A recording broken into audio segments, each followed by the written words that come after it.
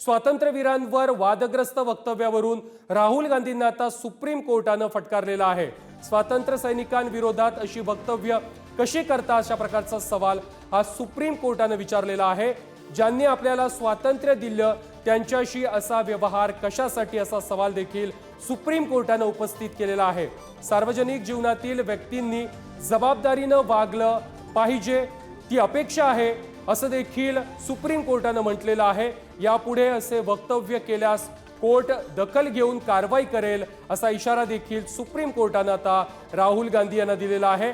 राहुल गांधींविरोधात खटल्याला कोर्टाकडून तात्पुरती स्थगिती देण्यात आली आहे।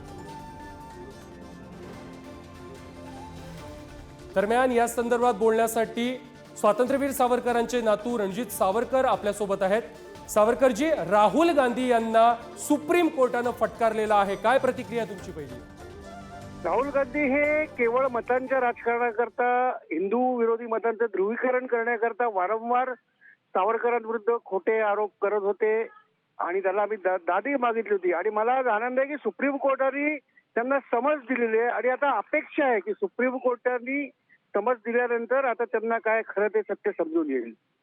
नक्कीच। मात्र राहुल गांधी अशा प्रकारची वारंवार वक्तव्य करतात। भारत जोडो यात्रेमध्ये देखील त्यांनी वक्तव्य केलेलं होतं आणि त्यानंतर देशभरात फिरत असताना विशेषतः महाराष्ट्रात आल्यावरती राहुल गांधी हे स्वातंत्र्यवीर सावरकरांबद्दल वादग्रस्त वक्तव्य हे करतातच करतात। हे ते निवडणुकीच्या पार्श्वभूमीवर करतात। त्यांचा हेतू हा केवळ येणं केलं प्रकारे सत्तेवर येणं हा आहे।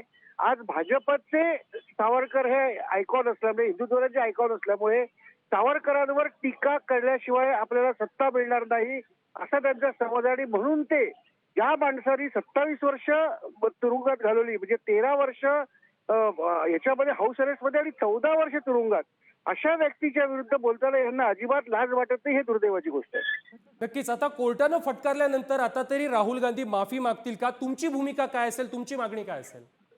नाही, ते माफी मागेपर्यंत आता माझ्या माहितीनुसार 4 केसेस आहेत। एक मी केस टाकलेली आहे मुंबईच्या कोर्टात, सत्तेकी सावरकरांनी पुण्याला टाकली आहे, नाशिकमध्ये एक केस आहे, एक लखनौमध्ये केस आहे माझ्या माहितीनुसार। तर या 4ही ठिकाणी माफी मागितल्याशिवाय आम्ही केस मागे घेणार नाही, हे नक्की।